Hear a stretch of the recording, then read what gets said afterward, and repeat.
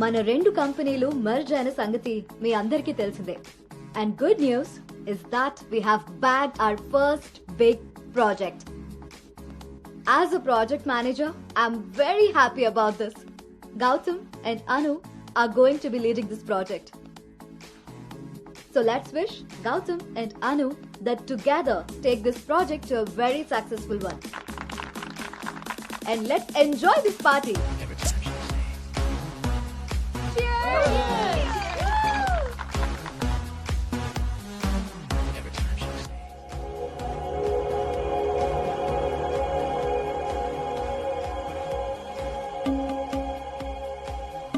Hey, hi.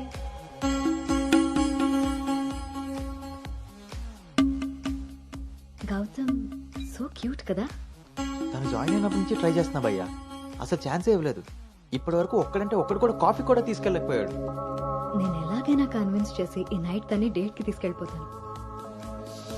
ఎట్టి పరిస్థితిలో ఈరోజు వదిలేదే లేదు దీన్ని.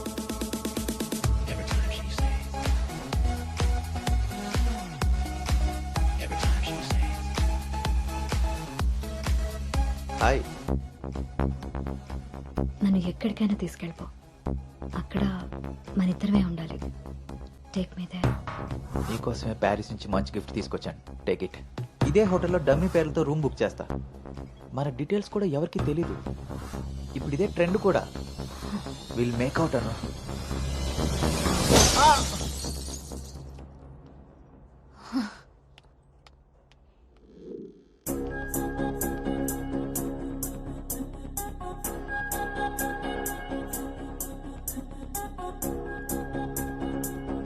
Hey Anu, good morning. Come sit. నాకు ఒక హెల్ప్ చేయాలి నువ్వు. చెప్పు. నాకు ట్రాన్స్ఫర్ కావాలి. తప్పు చేసింది ఆ సామ్రాట్ గాడు అయితే దానికి నువ్వెందుకు వెళ్ళిపోవడం? నో, నేను ఇక్కడి నుంచి వెళ్ళిపోవాలి.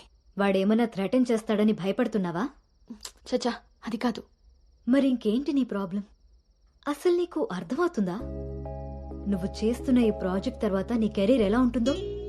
దట్టు రెండు కంపెనీలు మర్జ్ అయిన తర్వాత this is your first project Anu. Rishi మళ్ళీ నీ లైఫ్ లోకి వచ్చాడా?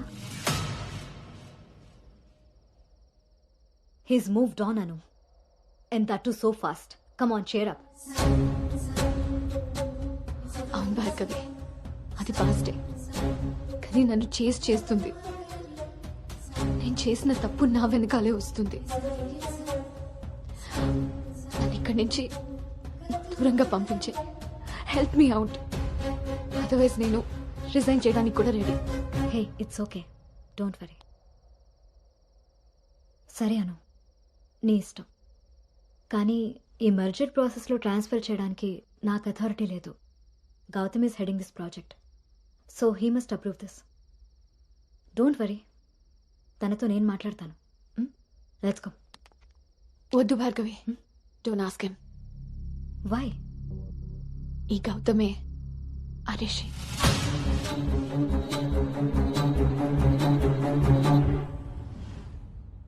సో నువ్వు వాడిని ఫేస్ చేయలేక దూరంగా పారిపోవాలనుకుంటున్నావు. తను నిన్నేమన్నా ఇబ్బంది పెడుతున్నాడా? లేదు. వాడు నీలో అనునే చూస్తున్నప్పుడు నువ్వు వాడిలో రిషిని ఎందుకు చూస్తున్నావు? నువ్వు కూడా వాడిలా నార్మల్గా బిహేవ్ చేయి. వాడు నీతో డేట్ చేసినట్టు నేను కూడా ఎవరితో అయినా. నువ్వు అనుకున్నట్టుగా గౌతమ్ అలాంటివాడైతే నిన్న మా డేట్ జరిగేది. వాణ్ణి డేట్కి వస్తావా అని అడిగినప్పుడు వాడు దేనికి స్ట్రగుల్ అవుతున్నాడో అప్పుడు నాకు అర్థం కాలేదు. ఇప్పుడు అర్థమైంది, అది నీకోసమేనని. మీరిద్దరూ లవ్లో ఉన్నారు. మీ ఇద్దరికి ఎవరి గురించి వాళ్ళకి తెలుసు, కానీ ఒకరి గురించి ఒకరికి తెలీదు. ఎందుకంటే మీ ఇద్దరి మధ్య అడ్డుగా కండిషన్స్తో గోడ కట్టుకుని ఉన్నారు. మీ ఇద్దరిలో ఏ ఒక్కరు రియలైజ్ అయ్యి ఒక అడుగు ముందుకేసినా ఇంకొకరు కనిపిస్తారు. గౌతమ్ వల్ల స్ట్రగుల్ అవుతున్నానని తెలిసిన నాకు గౌతమ్ మీద ప్రేమ ఉంటే తెలీదా? తెలీదు. ఎందుకంటే నువ్వు స్ట్రగుల్ అవుతున్నది గౌతమ్ వల్ల కాదు, రిషితో నీకున్న రిలేషన్షిప్ వల్ల. అది నువ్వు తప్పని ఫీల్ అవుతున్నావు కాబట్టి. అసలు అది తప్పే కాదు కాబట్టి నీకు తెలియకుండానే నీలో రియలైజేషన్ వచ్చింది. అదే మీ నాన్నకి చెప్పా. గౌతమ్ని వద్దంటున్నా, కానీ గౌతమ్ లాంటి వాడు కావాలంటున్నా. అను, నువ్వు హైదరాబాద్లో ఉన్నన్ని రోజులు నీ వయసు చేసిన ప్రెషర్ని నీ మనసు కంట్రోల్ చేసింది. కానీ ఆ రోజు ట్రైన్లో చూసింది 10th లో యాక్సిడెంటల్గా ఫస్ట్ కిస్ చేసిన గౌతమ్నే అని తెలిసాక నీ వయసు నీ మనసుకి తోడై తన మీద నీకున్న లవ్ని కన్విన్స్ చేసి తనతో రొమాన్స్ చేసేలా చేసింది. ఇప్పటి వరకు మీ ఇద్దరి మధ్య ఉన్న ఈ రిలేషన్షిప్ని నువ్వు లస్ట్ అనుకుంటున్నావు, కానీ అది లవ్. దానికి దీనికి తేడా నాకు నీకు ఉన్నంత. తెలియక జరిగిన పొరపాటుని తెలిసాక కూడా తప్పుగా మిగిలిపోనివ్వద్దు. గౌతమ్, నేను ప్రాజెక్ట్ పని మీద గోవా వెళ్తున్నా. నేను వెళ్తే మన కంపెనీకి ప్రాజెక్ట్ వస్తుంది. అదే నువ్వెళ్తే నీ లైఫ్కి ఒక క్లారిటీ వస్తుంది. ఇన్నాళ్ళు మీ శరీరాలు మాట్లాడుకున్నాయి.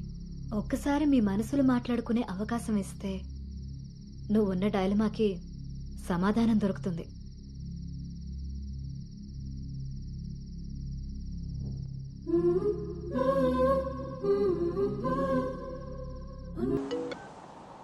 అమ్మా, అబ్బాయి ఈ వారం చూపులకు వస్తాడట. ఇప్పుడే ఫోన్ వచ్చింది. నీకేం పనులున్నా త్వరగా తెలుసుకుని వచ్చేయి. వినపడుతుందా? అను అను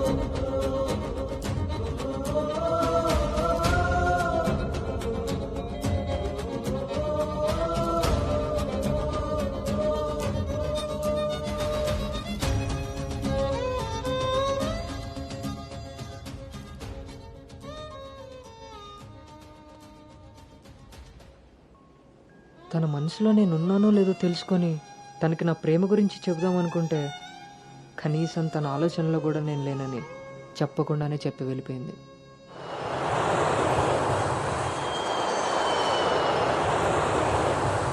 కలర్ పెరగడానికి చూసినట్టు హైట్ పెరగడానికి కూడా ఏమైనా ఉంటే బాగున్నావు.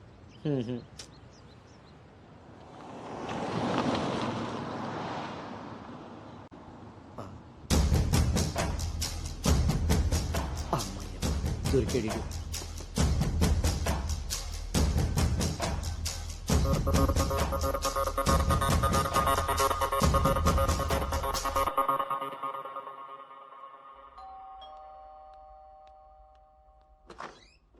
హాయ్. నాన్నా, ఏంటి సర్ప్రైజ్? కూర్చో నాన్న.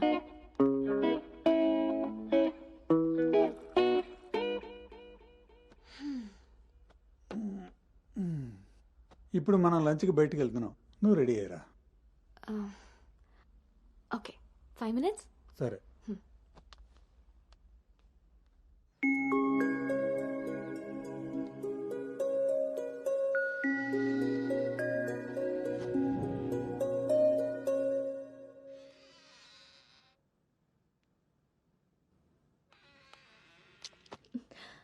Hi. Hi. Tea? No thanks. Hello, ఎక్కడున్నారా? అది అది లేదు ఇది లేదు, నువ్వు అర్జెంటుగా నువ్వు హోటల్కి రా. అర్థమైందా? ఓకే.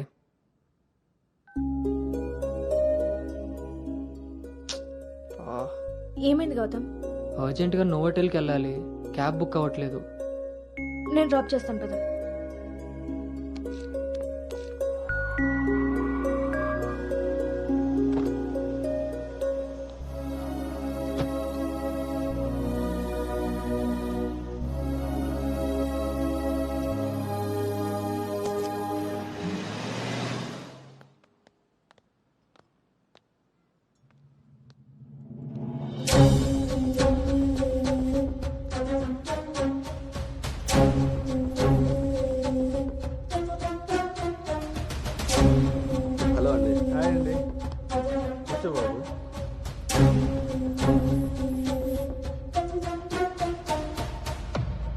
బాబు మా అమ్మాయి అను. నా మేనల్లుడు గౌతమ్. మా అమ్మాయి ఇక్కడే స్మార్ట్ వర్క్ సొల్యూషన్స్ లో వర్క్ చేస్తాం. ఓహో, ఏం కావాలి బాబు? ప్రైవసీ కావాలన్నగారు. మనం వీళ్ళకి పెళ్లి చూపులు అరేంజ్ చేసి మనం వాళ్ళనే చూస్తూ కూర్చుంటే ఇంకా వాళ్ళు ఏం మాట్లాడుకుంటారు? ఓ కదా, పదండి అటు రండి. వెళ్దాం.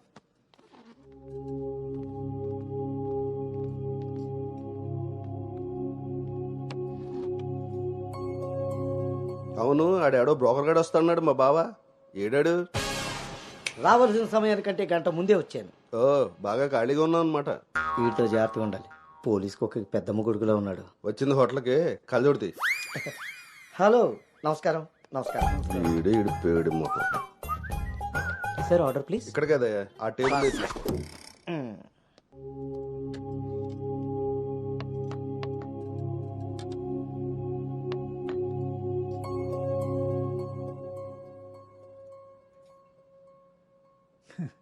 మేము మా అమ్మాయిని చుట్టూ ఉన్న ప్రపంచం తెలియకుండా పెంచితే మీరు మీ అబ్బాయిని అసలు ప్రపంచం అనేదే తెలియకుండా పెంచారే.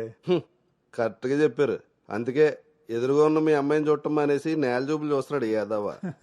ఇక జీవితంలో అప్పులు చేయకూడదు. ముందు సాలిపేట ఎర్రాజు గారి అకౌంట్ సెటిల్ చేయాలి. ఎస్.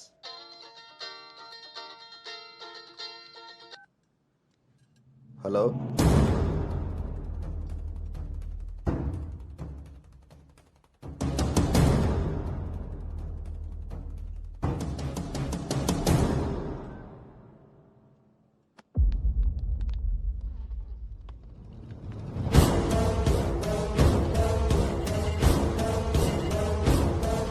పోరా.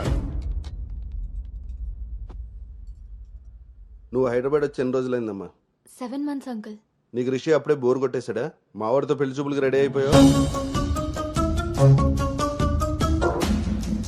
రిషి తెలుసా లేదా?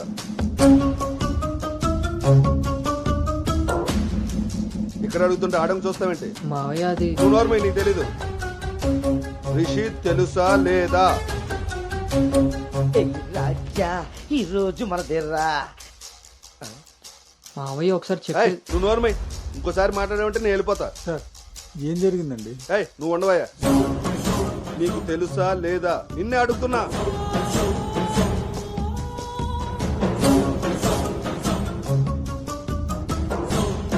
మావయ్య ఒకసారి నేను చెప్పి మీ నాన్నకు ఫోన్ చేయరా. అది కాదు. ఏయ్, నేనే చేస్తా.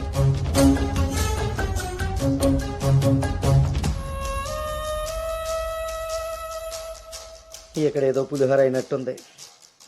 వీళ్ళిద్దరికి తలంబరాలు వేయించడం కంటే నేను వెళ్ళి తాలింపు వేసుకోవడం బెటర్లా ఉంది. చె తినమ్మ జీవితం మొత్తం రివర్స్ అయిపోయింది. అదేం నోటితో వాగిందో అదే జరిగింది. అమ్మాయికి అబ్బాయిని పరిచయం చేసావా? నేను వీళ్ళకి మనవాడిని మాత్రమే పరిచయం చేశాను. కానీ వీళ్ళు వాళ్ళకున్న చాలా కొత్త యాంగిల్ చూపించారు బావా. మీరు మంచోళ్ళు కాబట్టి ఆ రోజు పెళ్లి చూపుల్లో కళ్ళు తిరిగి పడిపోతే ఒంట్లో బాగోలేక పడిపోయింది అనుకున్నారు. ఒళ్ళు కొవ్వెక్కి కొట్టుకుని పడిపోయిందని తెలుసుకోలేకపోయారు. ఊళ్ళో పెట్టాల్సిన పెళ్లి చూపులు గుట్టు చప్పుడు కాకుండా ఇక్కడెందుకు పెట్టారో తెలుసా బావా? నలుగురికి తెలిసేలా అక్కడ పెడితే ఈవిడి గారి బాగోతం మనకెక్కడ తెలుస్తుందో అని జాగ్రత్తగా ప్లాన్ చేసి మీకు సంబంధం లేని ఒకటి మీకు మనవని చేద్దామని చూస్తున్నారు. అంతే బావా. అలాగే అలాగే. మావయ్య అది మా కాదు. బావ ఈ సంబంధం క్యాన్సిల్ అని చెప్పాడు. మావయ్య నేను చెప్పేది ఒకసారి. మూసుకుని రారా. వీళ్ళది ఒక ఫ్యామిలీ, మళ్ళీ వీళ్ళకి సంబంధాలు. ఎవరైనా మన మాట అన్నప్పుడు మనకు కోపం వస్తే ఆ మాట అబద్ధం, బాధ వస్తే ఆ మాట నిజం. మీరేం ఫీల్ అవుతున్నారో ఆలోచిస్తే మీకే అర్థం అవుతుంది నేను అన్న మాటలు అబద్ధాలా నిజాలా అని. నువ్వు రారా.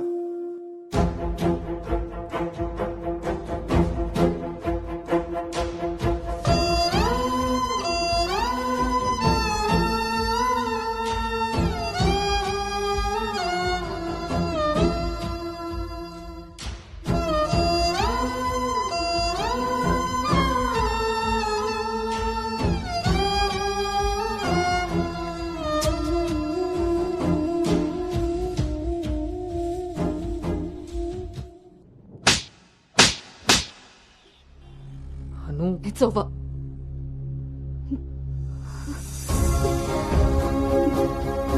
ఏ నమ్మకంతో అయితే నీతో ట్రావెల్ చేశానో ఆ నమ్మకాన్ని చంపేశావు.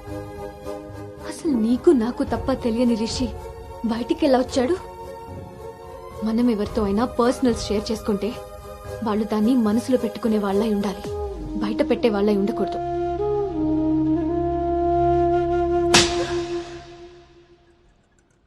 అసలు ఏంటి నీ ప్రాబ్లం?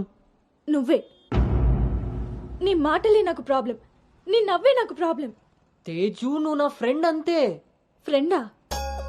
నీకో విషయం తెలుసా గౌతమ్, నీతో ఫ్రెండ్షిప్ చేశాకనే నిన్ను లవ్ చేయలేదు, నిన్ను లవ్ చేశాకే ఫ్రెండ్షిప్ చేశాను. నేను నిన్ను లవ్ చేస్తున్నానని నీకు తెలిసి కూడా నువ్వు నన్ను లైట్ తీసుకున్నావు. అయినా నేను మాత్రం సీరియస్గా ఫాలో అయ్యాను, సిన్సియర్గా లవ్ చేశాను. ఎంతలా అంటే నువ్వు పల్లవితో రిలేషన్షిప్లో ఉన్నా కూడా నువ్వే కావాలి అనుకునేంత. నువ్వు పల్లవితో స్పెండ్ చేసిన ప్రతి మూమెంట్ నాకు చెప్తుంటే పెయిన్ ఫీల్ అవుతూ కూడా దాన్ని తట్టుకోగలిగానేమో, కానీ నీ పైన ప్రేమను చంపుకోలేకపోయాను. ఇంకా ఇలా ఎన్ని రోజులు గౌతమ్? నా వల్ల కాలేదు. మా పేరెంట్స్ ఊరు నుండి రాగానే మీ పేరెంట్స్తో ప్రపోజల్ పెట్టిద్దామని మీ అంకుల్ నెంబర్ తీసుకున్నాను. కానీ నేను నిన్ను నోవోటల్ దగ్గర డ్రాప్ చేసి వస్తుండగా వేరే దారి కనిపించలేదు. నీ లవ్ కోసం నువ్వెంత సఫర్ అయ్యావో నా లవ్ కోసం నేను అంతే సఫర్ అయ్యాను.